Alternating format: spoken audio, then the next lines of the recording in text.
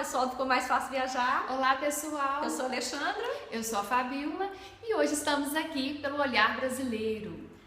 E trazendo para vocês, né, gente, mais respostas sobre as escolas aqui em Portugal. A primeira pergunta que a gente vai estar respondendo hoje é justamente sobre as questões disciplinares, normas e combinados, né, das escolas. Bom, perguntaram pra gente, por exemplo, se as normas são mais rígidas. São, né? Tanto nas duas escolas dos meus filhos quanto na escola do seu, né, Fabio? Realmente são normas mais rígidas, tá, gente? Por exemplo, controle de frequência é bem rigoroso, tá? Se a criança atrasar, se a criança faltar, uma justificativa assinada pelo encarregado de educação, que a gente já explicou em outro vídeo, tem que ser enviada para o diretor de turma.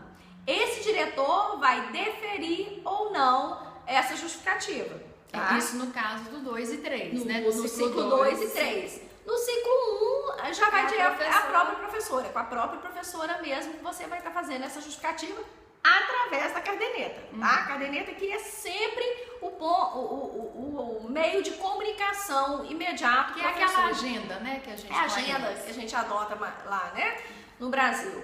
Então, assim, frequência tem que realmente controlar.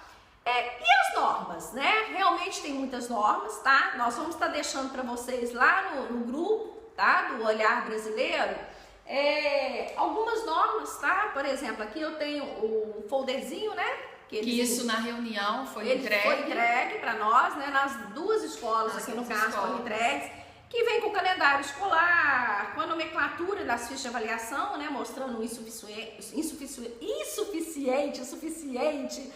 bom, muito bom. Tem as normas de comportamento, aí dá para vocês terem uma ideia, né? As regras de sala de aula, o papel dos pais, especificamente do encarregado de educação, e as normas fundamentais de funcionamento. No primeiro dia que eu fui na escola, de cara já me chamou a atenção, né, os combinados afixados na parede. Estou falando agora do ciclo 1, tá? Realmente são muitos combinados, né? E uma coisa que chama a atenção da gente é que vocês vão perceber isso, tá? Quando começar a ter esse contato com a escola. Os professores parecem muito bravos, chega a assustar. Né? Teve até um caso, né, do professor de educação física do meu filho. E assim, é uma escola que a gente enxerga muito de fora, a gente tem uma boa visão das quadras e tudo. Então assim, eu vendo aquele professor, eu sabia que meu filho ia ter educação física naquele dia, e sabendo que ele não gosta de educação física, já comecei a ficar meio preocupada. Porque vendo o professor, eu achei que o professor fosse bravo, né? As atividades, assim, aquelas coisas assim, bem de ordem mesmo, né? O jeitinho de falar.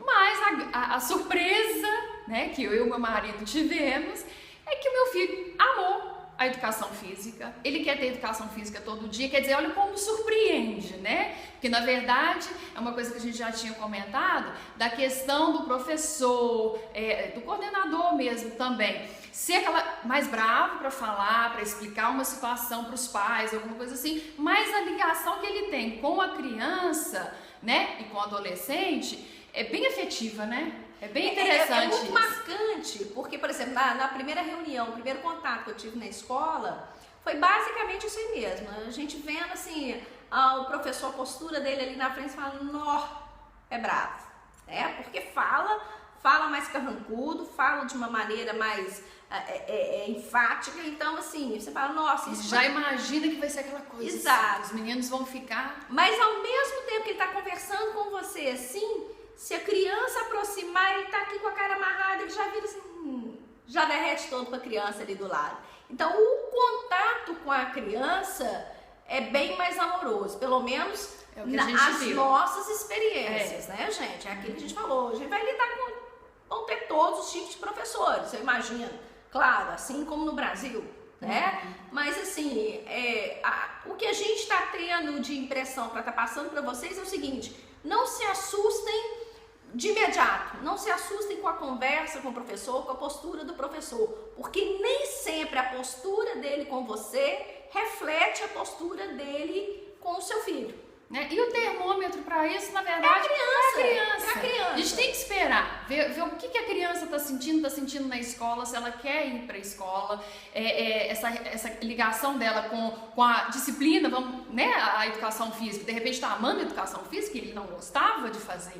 Então, assim, realmente a gente tem que dar um tempo e ver direitinho a reação. E aquele negócio, igual meu filho, a gente olhou assim, nossa, a professora é muito brava, né? De repente eu pergunto pra ele, e aí, a professora? Não, ela é ótima, eu adoro, entendeu? Então assim, tem regras, ela fica nervosa se a gente não cumprir as regras, mas assim, é muito tranquilo. Igual eu falei, uma das coisas dos combinados é sempre que precisar falar, levantar o dedinho. Meu filho, o caçula, fala muito. Teve quem puxar. Fala muito. E aí ele chegou em casa até comentando, falou, nossa, eu tô passando um dia com o dedo pra cima, mãe.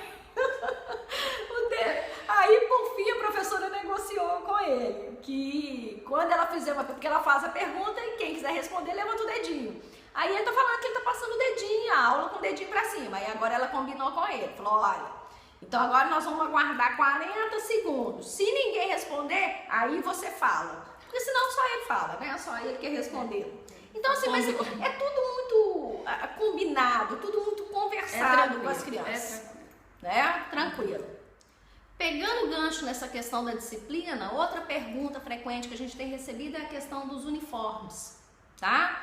As escolas públicas aqui em Portugal não usam uniformes, tá? Então as crianças uniformizadas que a gente se depara na rua são crianças de escolas particulares, tá? As públicas realmente não têm uniforme. Outra coisa, outra pergunta também que casa um pouco com esse assunto é a questão do número de alunos dentro de sala. Vou passar a sua experiência, a minha experiência, né? O meu filho do primeiro ciclo tem em média 18 alunos dentro de sala. E o meu do terceiro ciclo também está com 18 alunos dentro de sala. Mas eu vi que as outras turmas da mesma série tem um número maior, tá? No caso do meu filho mesmo, são 25 alunos. Mas a gente percebe olhando no painel lá as turmas, essa média. Essa média aí, tá? Vai variando de 15 a 30 alunos, alguma coisa assim, tá? Pensando em 30, assim, numa sala mais cheia. Né? Uma outra pergunta, né, que a gente tem recebido, assim, com muita frequência, é sobre como que é essa interação das crianças, essa relação, né, das crianças dentro de sala de aula ou no ambiente escolar como um todo. A gente percebe isso aí, nós percebemos, na verdade, nas 3 escolas, principalmente nas escolas de primeiro ciclo, isso é mais forte ainda, porque aí o contato é mais direto, né, gente, com a criança. É a questão de trabalhar muito cuidado com o outro, tá? Por exemplo, na turma do meu filho do primeiro ciclo, a professora levou um peixinho, tá? Então a sala recebeu um aquário com peixinho e as crianças são responsáveis por cuidar desse peixinho. Então assim, meu filho achou fantástico, ele dá a comidinha, né? Ele já fez isso lá no Brasil, tá? Não foi novidade para ele. Mas assim, a gente percebe que tem essa preocupação com o outro. E é uma outra orientação que eles têm de nunca deixar o colega sozinho. Isso é muito forte. E aí, gente, é muito legal, porque eles têm umas externas, e aí, mamães, né, pra gente que tá acostumada, assim, por exemplo, lá no Brasil, os meus filhos não colocavam o narizinho na porta sozinhos, né? Se preparam, as escolas aqui passeiam, elas... porque não é uma questão, assim, de excursão e aquele dia está especial para a saída, não. Pode acontecer, é programado, mas pode acontecer. Um projetozinho, né, de fora. Quando você faz a matrícula, tá, você já assina um documento autorizando ou não a criança a participar desses passeios externos. Aí é aquele negócio, né, gente? Se a gente não concorda, você vai estar excluindo o seu filho. Você já vai estar colocando a faixa, o diferente, porque todas as crianças vão. Então, assim, eu sei que pra gente, pros brasileiros, isso é muito difícil, porque a gente vive num país, né, muito violento. Então, o que acontece? Assinei, autorizei. E aí, muito engraçado, porque, por exemplo, eu já me deparei, eu caminhando na rua, já me deparei com meu filho passeando no meio da rua. E é muito bonitinho, porque vai, né, uma professora disciplinar à frente, a professora de turma mais ao final, isso no caso da turma do meu filho, né? E eles vão caminhando, gente, em duplas de mãozinhas dadas. É muito cuidando. Mas assim, ali, aí né? eles vão aprender a atravessar a rua, eles pegam um ônibus, tá? Eles caminham mesmo, tá? Passeio pela cidade. No caso do meu filho, eles saíram de coletezinho. E colocaram colete, mas o interessante é que eu fui buscá-lo na escola e eles chegaram junto com a gente. E eu assustei, peraí, mas ele nem estava na escola. Então não foi combinado aquele dia, mas eles deram, provavelmente foi uma saidinha. Tudo, né? Eles passeiam, porque eles mostram tudo. Porque são situações que provavelmente tá aprendendo fora mesmo, na rua, como atravessar, né? A prática. E é muito legal, porque a gente, por exemplo, quando a gente estava, no período que a gente estava lá na região de Lisboa, a gente via inclusive na praia, tá? Então, se você tá aí no ambiente, né? Mas vão à praia com os professores, sim. E é muito bonitinho que você vê. Praças, então, difícil uma praça que você não passe no período letivo, que você não veja grupo de alunos estudando. Nas praças. Então, assim, é muito comum essas externas. O meu mais velho, no 7º ano, por exemplo, virou pra mim na semana passada: mamãe, tem que pôr €1 na minha mochila porque eu vou ao cinema. Eu, oi? O quê? Como assim? Ele, não, quinta-feira que vem a minha aula de francês vai ser no cinema. A gente vai assistir um filme em francês. Vai a turma toda. Ou seja, você não pode excluir seu filho desse convívio, desse ambiente. Vai ser necessário, Faz mesmo, parte, né? é crescimento para ele. O meu filho, o mais velho, tá se achando, tá? Porque ele não ia numa padaria sozinho, ele não atravessava a rua sozinho, na porta de casa, né? Então, assim, de repente estão sendo novas vivências. Novas vivências, novas experiências e, assim, para amadurecimento. Porque uma coisa que eles trabalham muito também é autonomia, viu, gente? Muito. E eles pedem o tempo todo, não faça nada por eles. Eles dão conta de fazer. É o carregar a mochila, ser responsável pelas suas coisas, seu material, sua blusinha. São várias situações mesmo de autonomia que a criança tem. É o tempo todo. Então é bem interessante. Agora, gente, uma coisa que a gente precisa pensar, né, e deixar claro aqui, é que a gente está relatando, né, essas nossas experiências, as nossas vivências, mas tem uma coisa que é inerente ao ser humano, né, a criança. Então, por exemplo, aquelas questões, né, a criança que briga em recreio, e isso pode acontecer em qualquer lugar, né? Isso não é porque eu tô na escola pública aqui em Portugal, ou porque eu tô na escola pública em Belo Horizonte, ou porque eu tô, né, numa escola particular X, uma Y. Não, isso é coisa de criança, né? Isso faz parte, infelizmente a gente acaba lidando com isso. O que tem que ser preocupação nossa é como a escola lida com essa situação. E nós tivemos um exemplo bem interessante para trazer para vocês. Na verdade foi uma questão com meu filho que aconteceu, mas no iniciozinho. Ele brincando, né, no parquinho, e isso assim, entrando muito nessa questão, né, do cuidado com o outro que a gente está falando, do que a professora passa em sala, ninguém pode ficar sozinho, né, essa questão toda. Então, da união da turma e do todo, né. Aí, meu filho estava, né, no parquinho, mas no final de um intervalo. E aí, 3 crianças, ele ficou sozinho mais pro finalzinho, então 3 crianças ficaram também no parquinho e começaram a ter uma reação muito estranha com ele.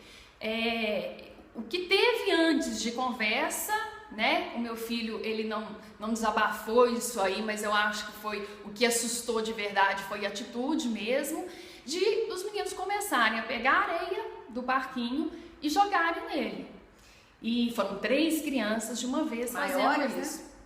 Maiores. Então, assim, quando ele me passou no final do horário, ele me contou que a pessoa que estava ali cuidando, né, desse momento do recreio, ela reagiu na hora. Claro que ela foi lá, ela não deixou, ela parou aquela situação, fez os meninos pedirem desculpas e tudo. Mas assim, quando meu filho me contou, a minha primeira reação foi bullying. É a nossa preocupação, né, gente? A gente tem muito medo disso, né? Porque afinal de contas... Essa situação de 3 juntarem, daquele momento que ele estava sozinho. Ali, né? Aí, assim, a minha preocupação foi o bullying, mas eu tenho, por isso que a gente fala das nossas vivências, cada um tem a sua atitude, cada um espera uma atitude do outro, assim. Eu não chegaria na escola no outro dia, o que aconteceu, como que foi... Primeira reação minha foi conversar com meu filho, saber direitinho o que foi acontecendo. À medida que ele foi me contando, porque, igual eu falei, não teve esse início assim, de conversa, o que foi acontecendo, de repente ele mesmo assustou. Mas assim, aí eu fiz questão de falar com ele. Primeira coisa, você tem que conversar com os meninos. Não deixa isso ir pra frente. Não deixa todo dia esses meninos terem essa reação com você. O bullying tem que ser cortado de cara. Essa orientação e tem que ser muito pela criança. A criança, ela não pode mostrar que ficou sofrendo com aquilo, fugir dos meninos e mostrar medo. Mostrar medo. Isso cresce e vai para uma coisa pior, né? Que a gente tem notícia. Então, assim, aí eu pedi para ele para falar com os meninos e mostrar que ele dá conta dele. Né? Eu falei, ainda brinquei com ele, não, peraí, conversa com os meninos que você está ali, é para ser amigo de todo mundo, é para brincar com todo mundo, se não der, que você vai chamar uma pessoa, né? Um adulto para dar conta também da situação. Tá, não precisou disso, chegou o segundo dia, não aconteceu nada. Só que aí, e quando eu fui ver o banho do meu filho, ele me chamou para mostrar, porque aqui a gente tem a banheira, né? Para mostrar, a banheira estava cheia de areia. Eu falei, a coisa não foi qualquer coisa, peraí. Então, assim, aí eu fui esperando o segundo dia. E a posição da escola, a escola reagiu ali, com a criança. Pontual ali. Com a criança. Ela não me chamou para fazer correndo uma reunião, para ver. Eu acredito que teve a minha reação. Vamos ver o que está acontecendo. Só que aí a gente teve uma reunião de pais. Aí nessa reunião de pais, a professora nos passou direitinho o que aconteceu naquele dia. A criança chegou na sala, como ela já sabia, ela já estava ciente do que tinha acontecido, ela pediu para ele para ir ao banheiro, para se limpar um pouco, né? E aí ela foi e falou com todas as crianças. Como assim deixaram ele sozinho no parque? Deixaram um amiguinho sozinho. Um amiguinho sozinho. Trabalhar. E é muito forte. Mas assim, foi tão um momento. E a reação deles, ela contando, é tipo assim, não podia mesmo ter deixado. Eles são extremamente carinhosos. A professora trabalha muito essa união, um ajudando o outro, ajudando com alguma atividade, aquele que conseguiu fazer. Então, assim, eu fiquei extremamente feliz com essa atitude, porque primeiro que a gente sente uma segurança, né? A criança ficou extremamente feliz com isso. Com o acolhimento dos próprios amigos, dos amigos, chegar na sala e os amigos brincarem, mexerem com ele, com essa questão.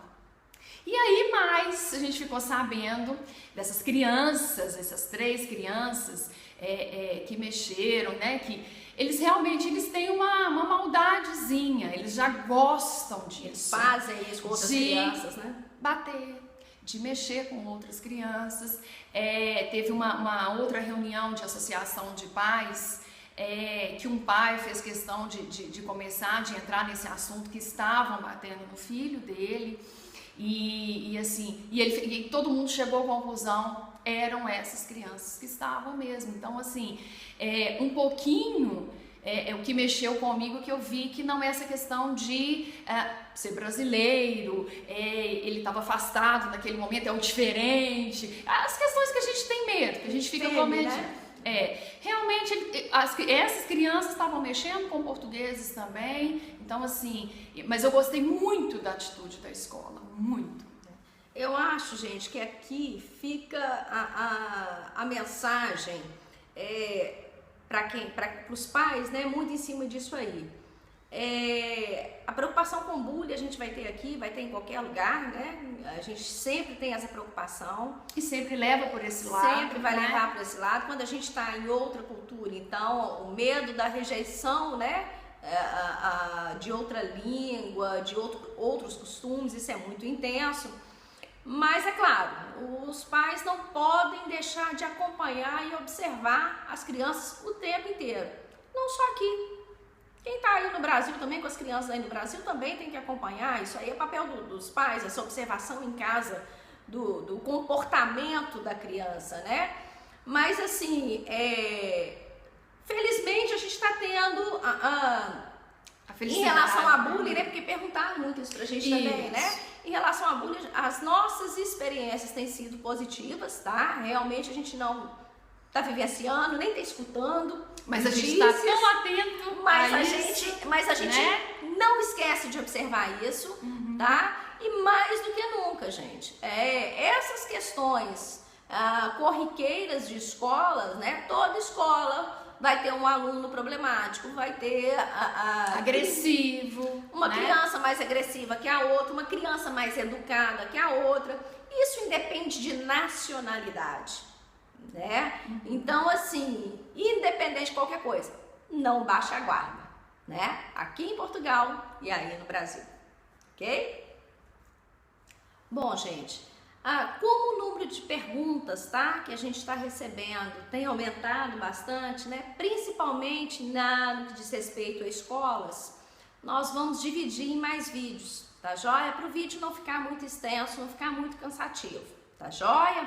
Então, nesse vídeo de hoje, a gente encerra aqui, mas a gente já está preparando o próximo vídeo respondendo as demais perguntas. Então, se a sua pergunta ainda não foi respondida nesse vídeo, aguarde os próximos que ela vai ser respondida, né? E aí... Onde que pode fazer perguntas? Pois é. E aí é que vem, tá? O que acontece, gente? No canal, né, no YouTube, gerenciar perguntas pelo canal não é fácil. Primeiro que a gente tem outros canais, tá joia? Que a gente lida com outros assuntos. E o número de perguntas do Olhar Brasileiro tem aumentado muito, né? Então, para que a gente não deixe de responder uma pergunta, tá joia? Porque ainda tem essa questão, nem sempre o YouTube manda pra gente de imediato a pergunta. Não tem aquela notificação, aquele aviso. Então, às vezes a gente chega lá no canal, a gente chegou, olhou a todos os comentários, de repente, 2 meses depois, você vê uma pergunta que foi feita, né, há 2 meses atrás. Então, assim, para que a gente não deixe de responder, tá? E até porque normalmente as perguntas são mais amplas mesmo, vai interessar outras pessoas. Então é interessante estar respondendo. Pra gente poder responder tudo em vídeo, que aí a gente atende mais de uma pessoa, ok? Mande as perguntas pra gente para o nosso e-mail, tá? Esse e-mail para perguntas do Olhar Brasileiro, justamente para que a gente possa, dentro da nossa experiência, da nossa vivência, tá atendendo vocês. Reforço aqui, gente, mais uma vez, tá? As escolas são muito autônomas, as experiências que nós estamos vivendo, embora sejam escolas diferentes, vocês podem ainda encontrar experiências mais diferentes ainda em outra escola, né? Então, assim, pode variar muito o próprio atendimento. Isso aqui é um exemplo. Você sabe que ali está acontecendo. Ali é uma referência, você sabe o que está acontecendo especificamente com a gente, ok? Então, pessoal, continue nos acompanhando, continue compartilhando os nossos vídeos e aguardamos a sua pergunta. Até mais. Tchau, tchau. Tchau, tchau.